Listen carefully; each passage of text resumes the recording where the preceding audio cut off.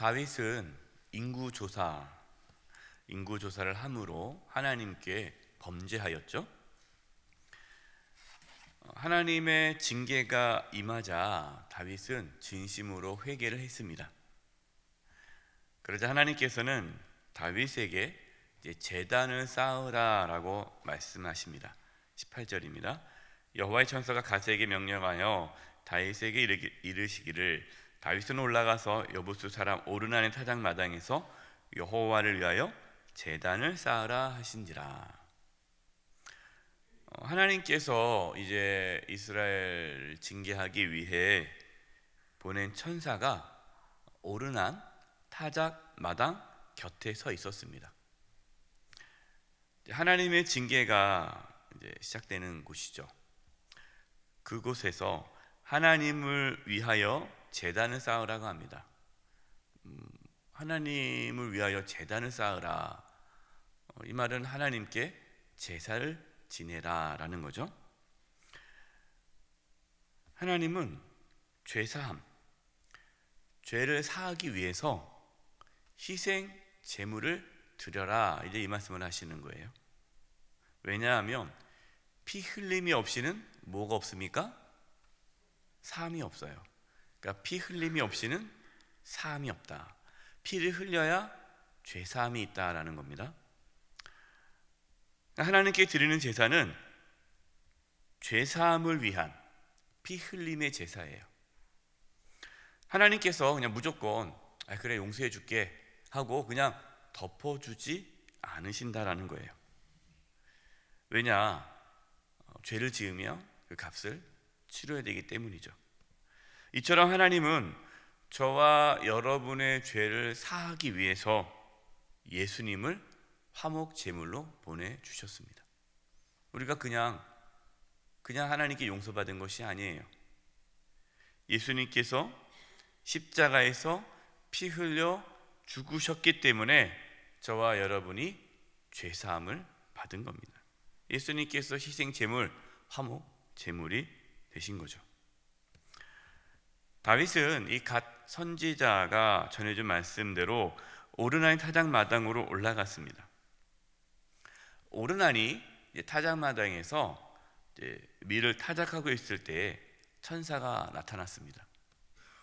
얼마나 놀랐겠습니까? 그래서 오르난이 4명의 아들들과 함께 천사가 나타났으니까 무서워서 숨었어요. 근데 얼마 지나지 않아서 다윗 왕이 이제 자기네 타작마당에 올라온 겁니다. 그러니까 다윗 왕의 모습을 본 오르난은 숨었지만 또 왕이 나타났는데 숨을 수 없잖아요. 또 벌떡 일어나가지고 왕 앞에 엎드립니다. 정말 오르난은 난감했을 거예요. 천사가 나타나서 무서워 숨었는데 이제는 왕이 나타났으니 또 얼마나 놀랐겠습니까? 다윗은 엎드려 떨고 있는 오르난에게 이 타작마당을 달라고 합니다. 22절이에요. 다윗이 오르난에게 이르되 이 타작하는 곳을 내게 넘기라. 너는 상당한 값으로 내게 넘기라. 내가 여호와를 위하여 여기에 한 제단을 쌓으리니 그리하면 전염병이 백성 중에 그치리라 하니. 다윗은 이 오르난에게 잠깐 이곳에서 하나님께 제사를 드리고 싶은데 허락해 달라라고 말하지 않아요. 아예 이곳을 달라고 합니다. 하나님께서 이 오르난 타작마당에서 계속해서 제사를 지내라 말씀한 것이 아닙니다. 지금 이 다윗이 범죄함으로 전염병이 이스라엘에 돌기 때문에 이 전염병을 멈추고 죄사함을 위한 제사를 드리라는 거예요. 이미 그 하나님께 드리는 제사를 드리는 장막이 다른 곳에 이렇게 있었습니다. 기브온 산당이라는 곳에 성막이 있었고 거기서 제사를 지냈기 때문에 또 여기서 제사를 계속 앞으로 지낼 필요는 없어요. 그러니까 그냥 다윗은 이곳에 한 번만 제사를 지낼 수 있도록 허락해 달라라고 하면 되는데 다윗은 그냥 그 땅을 아예 달라라고 이야기를 합니다. 왜냐? 아예 그 땅을 사서 하나님께 온전한 제사를 드리고 싶었기 때문이죠. 이 말을 들은 오르나는 그냥 다윗 왕에게 그냥 내가 이 땅을 드리겠습니다, 그냥 무상으로 주겠다 합니다. 땅뿐만 아니라 번제를 드리기 위한 소도 내가 드리고, 또 밀, 소제물로 드릴 밀도 드리고, 필요한 건 다 드리겠습니다 라고 얘기를 합니다.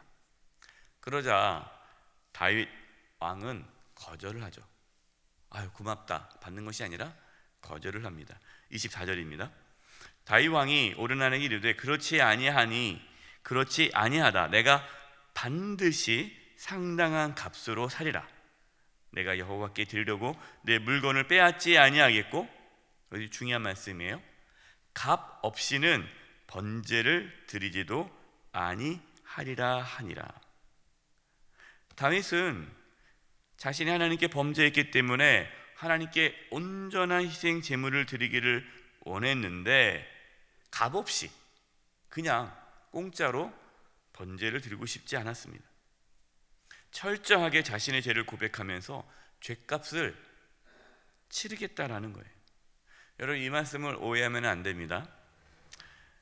우리가 죄값을 치러야, 내가 뭔가 이렇게 상당한 값을 지불해야 우리가 죄사함 받는 건 아니에요.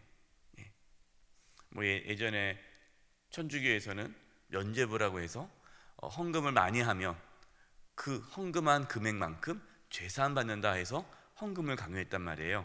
이것은 정말로 잘못된 말씀이죠. 이 말씀은 죄값을 치르는 것은 값없이 이루어진 것이 아니다라는 것을 보여줍니다. 저와 여러분이 죄사함 받은 거, 우리는 값없이 받았잖아요. 우리는 은혜예요. 그러나 하나님께서는 값을 치르셨어요. 아주 상당한 값을 치르셨어요. 그 값이 뭡니까? 예수님을 내어 주신 거죠. 예수님께서 자신의 생명을 내어 주심으로 저와 여러분이 죄사함을 받았습니다. 다윗 왕은 이제 충분한 값을 주고 그 땅을 사서 제단을 쌓고 하나님께 번제와 화목제를 드렸습니다. 26절 27절입니다. 다윗이 거기서 여호와를 위하여 제단을 쌓고 번제와 화목제를 드려 여호와께 아뢰었더니 여호와께서 하늘에서부터 번제단 위에 불을 내려 응답하시고 여호와께서 천사를 명령하심에 그가 칼을 칼집에 꽂았더라.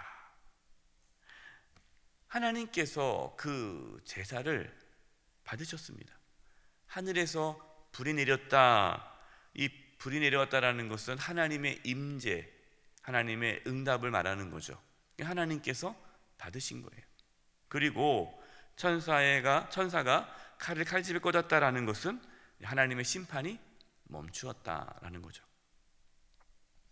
저와 여러분이 하나님의 심판을 받지 않게 된 것은 예수님께서 이렇게 번제와 화목 제물이 되셨기 때문이다라는 거예요.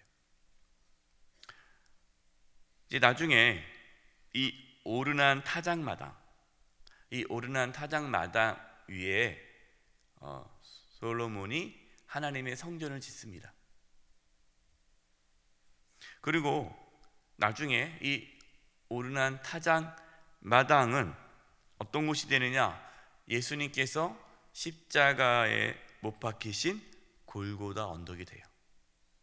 그래서 오늘 이 하나님께서 이 오르난 타작마당에서 제사를 지내라는 것은 나중에 예수님께서 그곳에서 십자가에서 피 흘려 죽으심으로 하나님의 심판이 우리 가운데 임하지 않도록 한다라는 것을 지금 이 사건을 통해 우리에게 보여주고 있는 것입니다. 저와 여러분은 연약합니다. 우리는 죽을 수밖에 없어요. 우리는 하나님의 심판을 피할 수가 없습니다.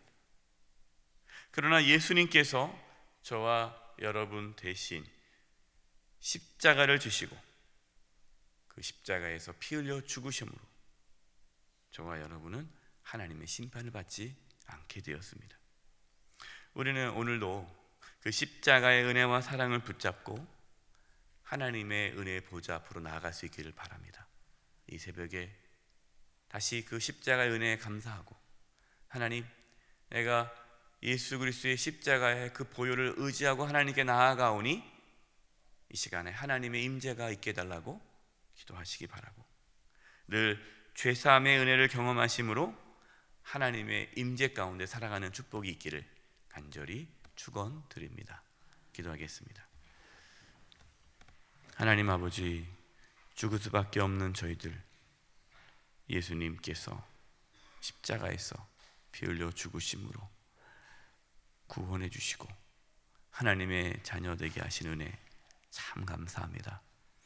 오늘도 십자가의 은혜를 바라보며 예수 그리스도의 보혈을 의지함으로 하나님께 나아가 하나님의 임재 가운데 살아가는 복된 하루 되게 도와 주시옵소서.